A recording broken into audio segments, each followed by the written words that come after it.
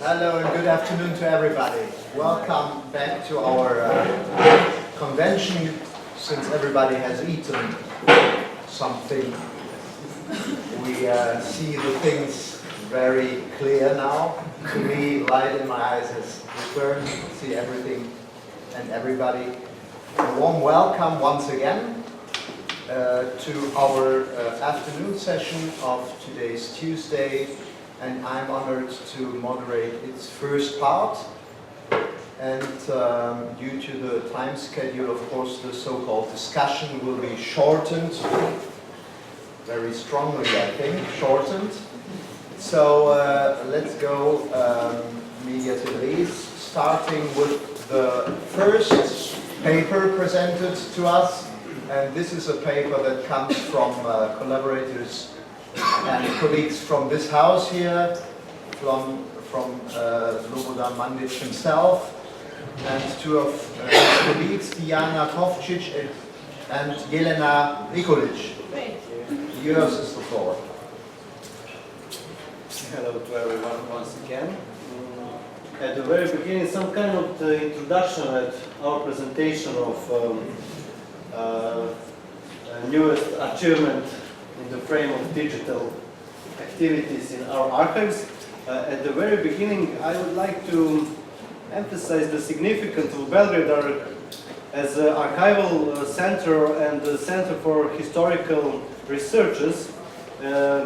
It's important to say that not just the historical archive of Belgrade, in our town and the capital city of Belgrade, is also located at the Archive of Serbia, like State Central Archive, Archive of Yugoslavia, also Archive of Serbian Academy Science and Arts, and some other special archives, like, for the example, the archives of Yugoslav cinema, archives, archive of foreign affairs, etc. Shortly, it's really impossible to imagine to write and to research the history of this part of Europe without the rich font and collections of all those institutions. In our archives, we have about over 30 kilometers of archival papers. Funded collections is approximately 2,900. And in the past few years, we really tried to reach some modern achievement. For example, we are include ICARUS organization 7 years ago, and in the past decade we realized really several serious digital packages for the purpose to open our Word documents and fonts to the users, end users and public. In this sense, today we are concentrated on our last but not the least digital repository of the historical archive of Belgrade, and my colleagues will introduce with some of this achievement right now, please.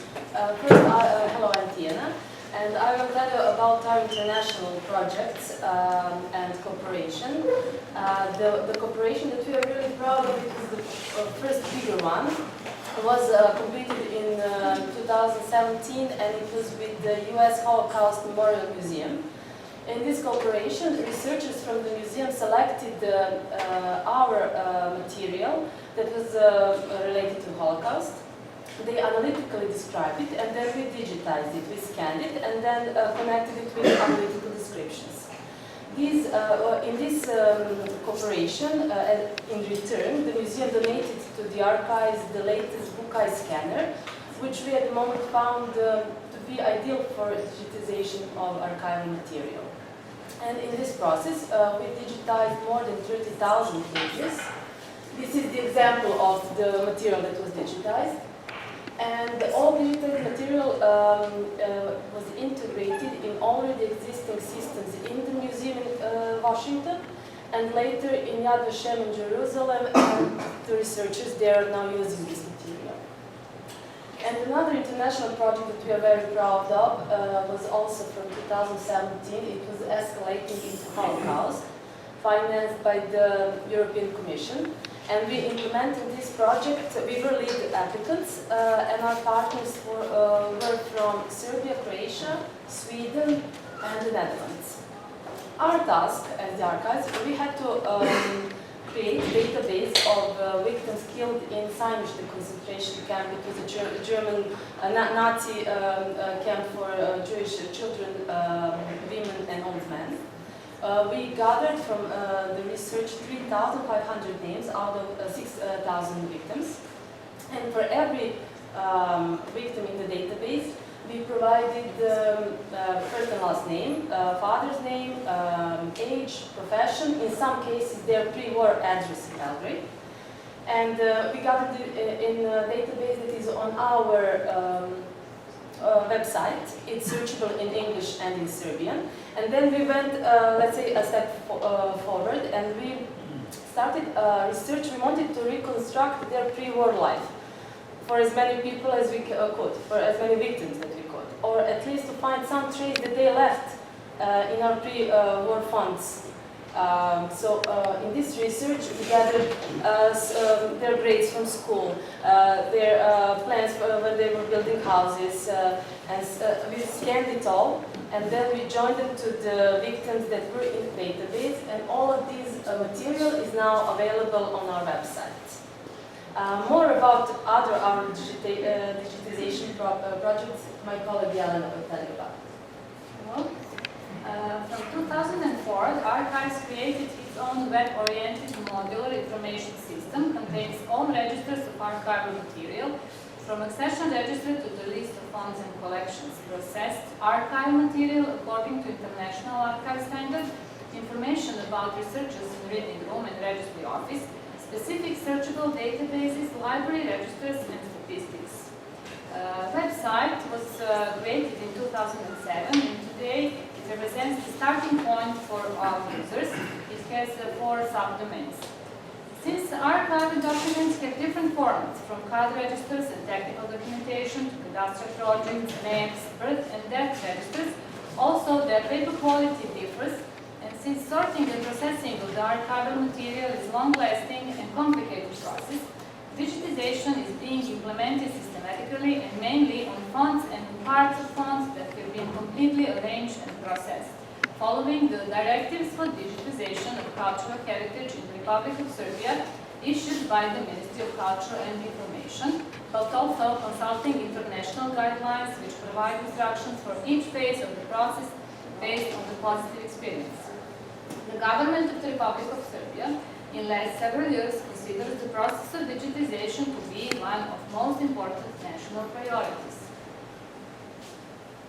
Digital repository was created at the end of 2018 after a 3-year process of scanning and indexing of about 2 million certificates of residence.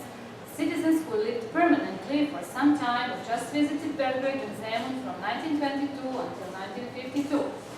This process of digitization has 2 main goals: to protect archival material, but also to make it available online for our users. This is the welcome screen of the digital repository. And this is the example of certificate of residence of King Alexander Karađorđević.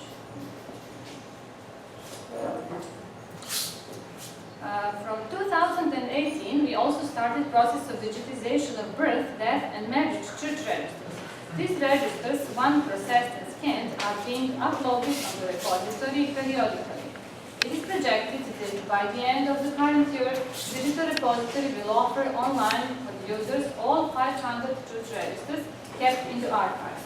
In the next year, we will continue with this activity since the archives received about 300 church registers that have kept in the municipalities until now. We will show you some interesting numbers about the historical archives of Belgrade and digitized material.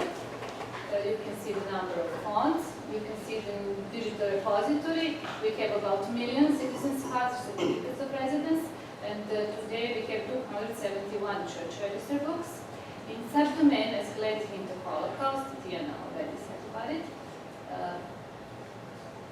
On the Historical Archives of Belgrade main website, we have about 1,800 photographs from photograph collection, about 300 posters from posters collection, and over 500,000 available descriptions of archival records. On subdomain First World War in funds and collections of historical archives of Belgrade, we have about 600 selected documents, and Belgrade Century subdomain online edition of our permanent exhibition, we have about 300 exponents. That's all. Thank you.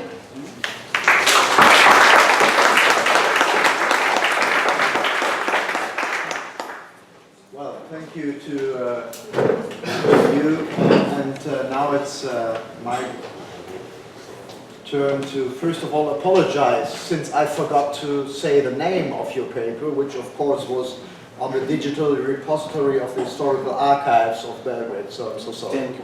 Okay.